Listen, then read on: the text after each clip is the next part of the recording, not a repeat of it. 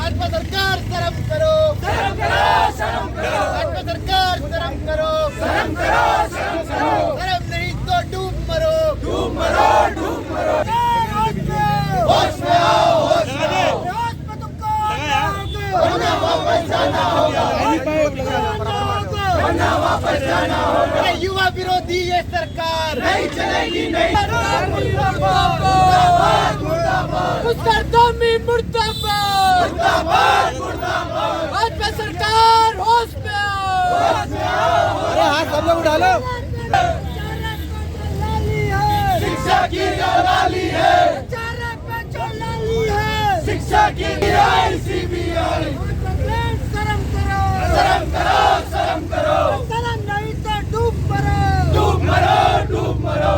शर्म करो, शर्म करो, शर्म करो। शर्म नहीं तो डूब मरो, डूब मरो।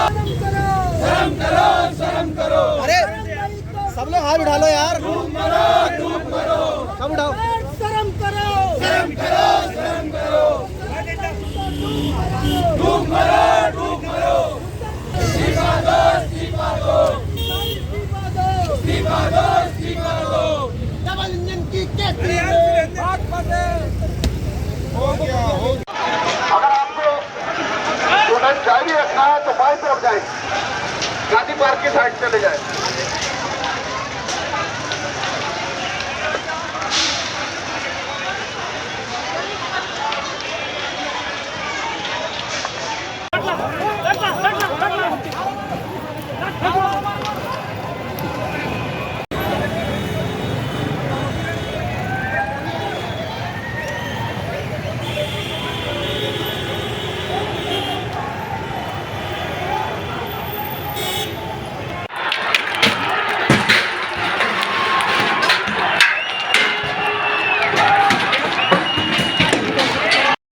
अपनी जायज़ मांगों को लेकर उत्तराखंड का युवा जिस प्रकार से प्रदर्शन कर रहा था और उनकी मांगें सुनने के बजाय प्रदेश सरकार द्वारा, पुष्कर सिंह धामी की सरकार द्वारा, जो अपने आप को युवा हैंडसम मुख्यमंत्री कहते हैं, उनके द्वारा जिस प्रकार से युवाओं की आवाज़ को कुचलने का काम किया गया है, उनके ऊपर जिस प्रकार से लाठियाँ बरसाई गई है, उसकी हम घोर निंदा करते हैं। और हम चेता देना चाहते हैं भारतीय जनता पार्टी की सरकार को कि उत्तराखंड के युवाओं के ऊपर किसी भी प्रकार का अत्याचार, किसी भी प्रकार का अन्याय NSUI बर्दाश्त नहीं करेगी। अगर इस प्रकार का अत्याचार, इस प्रकार का अन्याय होता है तो उत्तराखंड का एक एक युवा सड़कों पर उतरेगा और पुष्कर सिंह धामी को सत्ता से उखाड़ फेंकने का काम करेगा। युवा चाहता है CBI मांगो, युवा बिल्कुल चाहता है CBI मांगो। युवा पहले दिन से इस मांग पर अड़ा हुआ है और जब तक का CBI मांग नहीं होती है तब तक का युवा सड़कों से नहीं हटेगा। तब तक का हम इस लड़ाई को सड़क से लेकर सदन तक लड़ेंगे, यहाँ से देहरादून तक लड़ेंगे, अगर जरूरत पड़ी तो यहाँ से दिल्ली तक भी लड़ेंगे। अगर समझी जाए, जो परसों रात को 12:30 बजे रात में कौन सत्याग्रही को उठाता है, वो भी सबसे होनहार छात्र PCS के, जो अपनी क्लास 1 से लेकर 12वीं से लेकर कॉलेज तक सारी क्लासों में नंबर 1 या 2 स्थान में रहे होंगे, सबसे होनहार छात्रों के साथ ऐसा व्यवहार। और कल देहरादून की सड़कें तब्दील हो गई, ऐसा लग रहा था लाल चौक का मंजर है। इसके लिए कौन जिम्मेदार है? मजिस्ट्रियल इंक्वायरी तो हो गई, लेकिन जो अधिकारी, जो शासन, जो प्रशासन, जो मंत्री, जो मुख्यमंत्री, जिनकी निगरानी में सब हुआ है, उनकी जिम्मेदारी कब तय होगी? देखिए, बहुत ही दुर्भाग्यपूर्ण और निंदनीय है, शर्मनाक तो है ही। जिस तरह से कल युवाओं के ऊपर लाठीचार्ज किया गया, बर्बरतापूर्वक कार्रवाई की गई, वो अपने हक हकूक़ की बात कर रहे थे, वो न्याय की मांग कर रहे थे और प्रशासन ने सरकार की सह पर लाठीचार्ज करने के बाद उनके खिलाफ FIR दर्ज की गई है। युवाओं को, युवतियों को जेल में ठूसा गया है। इससे घटित कृत्य कुछ हो ही नहीं सकता है। पेपर बैंक लीक हो चुका है, पटवारी भर्ती फिर करने जा रहे हैं।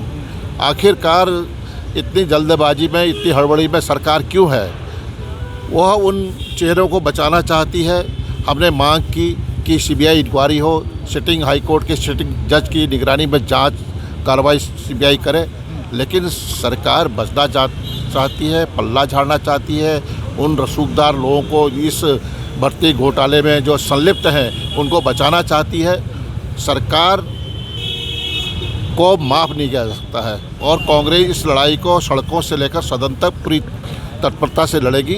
हम सदन में सरकार से सवाल पूछेंगे, आखिर सरकार क्यों बचना चाहती है? वो सफ़ेद पोश लोग कौन है? हमने कहा था कि जो कोचिंग इंस्टीट्यूट हैं रुड़की के आसपास के, वो भी इसमें संलिप्त है, लेकिन सरकार ने हमारी बात को सुना नहीं। आज वो जाहिर हो चुका है, कई कोचिंग इंस्टीट्यूट भी इसमें संलिप्त हैं। सर, एक साल चुनाव में इससे बड़ा सबूत क्या हो सकता है? लगाइए कि लगातार हज़ारों की तादाद में कल नौजवान सड़कों पर शांतिपूर्ण तरीके से धरना प्रदर्शन कर रहे थे, अपनी मांगों के लिए, अपने हक के लिए, अपने हकूक़ के लिए न्याय की लड़ाई लड़ रहे थे, और ऊपर सरकार बलपूर्वक कार्रवाई करे, लाठीचार्ज करे। ये तो इंतहा हो गई, ये तो काला कानून हो गया है। इन्हें क्षमा नहीं, इसे उत्तराखंड की जनता क्षमा नहीं, माफ़ नहीं करेगी।